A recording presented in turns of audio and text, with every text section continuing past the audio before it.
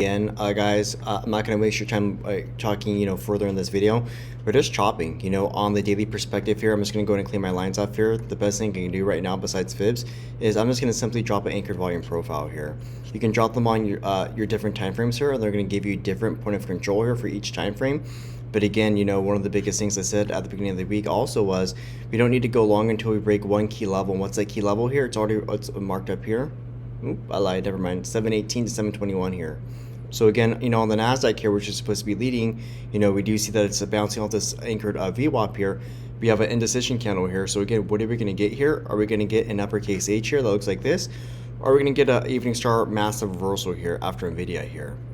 We'll have to wait for that. Basically, it doesn't even look like third candle to fourth candle here, because in your patterns here you can get basically this pattern. You can get your bearish engulfing candle, you can get your doji, right, and then we can get the start of our evening star reversal here, right? Not a fully engulfing candle yet here yet, and then you wait for your second candle here. No different from you have kind of like a staircase down right here. You can reverse right here, then create what? A bullish pendant here. So again, I'll just draw this here real quick.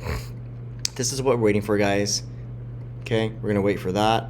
Even if you get a pattern that looks like this, you have a doji that looks like that, you come all the way down here, right? Then you bounce back up, doji again maybe, then an uppercase H here. So again, that's all they're doing here, and it's all going to be based on Nvidia and Jackson Hole.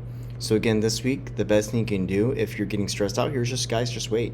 The markets can go nowhere, but if you're rushing, you're gonna have a very hard time trading. Going back over here to crude oil here, we do see a massive reversal here. Again, this is more of a macro type of event here. Candidly, I do have an open USO position here as well that I'm disclosing. And again, right, this is a long-term play here. There's tankers getting shot down and that are on fire every single day. So I don't believe that, this is going to go away here. I think that this is a stock here, rather a future here that's highly manipulated. Again, right, there's no solution. There's no Iran war going, that's going to end anytime soon. Yet the stock is going, the futures are going down here. Okay. Two things can't both be true. We can't need chips, but not need oil here. Okay. Going back over here again to SPY on the weekly time frame here. Again, just go ahead and just mark your level off right here. It should be very evident here. So here's your put wall clearly right here. We are holding that at the moment. So again, your put wall is right here at 762 here, and then your upper levels for the extensions tomorrow are right here as noted. Please go ahead and take a screenshot and mark them. To the upside 767, back your 50% bar here 769, all the way up here to 771 here. Okay. Going over here to Western Digital here again, what I'm looking here for a sympathy play here for Nvidia, right? If I'm going to take a long here is Western Digital. Again, when you're looking at some of these stocks here, guys, you want to look at the implied move for the past several days. That's going to really give you the best kind of option to make a lot of money. You don't have to play the Nasdaq, guys. You have to ask yourself the questions: what is move the Nasdaq? And when you start asking yourself those questions, what is moving the Nasdaq here, you're going to have a lot better time watching these videos, but more importantly, trading in the open market. Hope to catch you guys tomorrow. It's a short video, but moving forward, I think short videos are a lot better. Everything that needs to be said was said right here. Take care. Have a blessed day. Catch me on live stream tomorrow. Peace out. Coming here over to the micro Nasdaq, we covered that. Let's go over here to the Qs. For the Qs, we kind of see our point of control here. So I am on a 45-second time frame here, but I do want to highlight something to you. Again, another way to kind of identify chop is just go ahead and use this date range tool here. A lot of people think they're going to miss out on a whole lot of things, but I always tell people you don't have to worry here. So basically from Monday kind of at 8 p.m. here, all the way over here to now Wednesday here, where have we gone?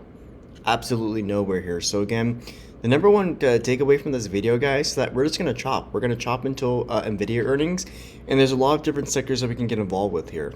One of the favorite sectors that I get involved with right here is what? You have Western Digital here. You have basically all the semi chips over here. By the way, we do have SOX, which is the ETF over here for semiconductors, still below our 55 daily moving average here. But when we kind of compare this chart all the way over to these other charts here, right? What are we doing here? Okay, so we can just visually see here. Where are we holding here? Where's your put wall right here? Right here. That's it. 509 is your put wall. Okay. What are your next levels to the upside here? I'd be targeting that 55 daily moving average here. From the perspective of going up here all the way back down here, to me, this is a control bar here, right? It's controlling price. So until we break out above it, right, there's no reason to go long. We do, again, kind of have visually looking at the chart here at left, you have a head, kind of a right shoulder right over here. So my next levels to the upside that I'll be targeting is right here. Coming back over here, excuse me, to another chart looking at the Nasdaq is you kind of see these like kind of castle formations, is what I call them, where you kind of undercut, and all the way when you're undercutting here, this is where you know how to get out of chop, right? What are you doing? You're going to come all the way back down here, undercut. You're going to either retest and break out, or you're going to break down here. And you see that again, right? Retest, break out, right here. Again, retest, break down, retest, break out, okay? Same thing here again, kept close, chop, chop, chop, chop, chop. Everyone's like going crazy here. Retest, break out. And we have the same thing over here, guys. Again, retest, break out. So again, is this going to be another kind of all the way down here? Retest, breakout, or guys, are we going to break down? Coming over here to the financials here, again, we're not really seeing a slowdown here in financials here, so that's bullish to me. Again, you know, all these different kind of tools here that I use, they're all free here on TradingView. And again, right, we don't have financials rolling over here. Again, you do see a correlation here when you roll over. Those also tend no different from NDFI, right? If you're new to the video, make sure to like, share, subscribe, which just measures the moving average of all the 100 stocks in the Nasdaq 100. So, you know, again, there's a lot of different tools, guys, but I don't want to keep it on the video for too long. Basically, until, you know, Nvidia earnings here, we're going to chop, and we still might chop and even get kind of burnt here. They're going to have not just inline guidance, which inline means to me, right? So when you pull up a video here, one of the easiest things you can do here to see if you should be getting involved is just look at the implied move. Right, what is the implied move for Nvidia? We're going to go over that here in just a second here. But again, right, until we have a big catalyst from Nvidia, they're not just in line, which means like, hey, we meet our expectations. They have to blow them out of the water. So until we basically have kind of the information here from Nvidia, there's really nothing else to discuss. The market's going to chop, and they're going to basically punish anybody who's not patient enough, you know, to be patient and get in. Excuse me, rather wait.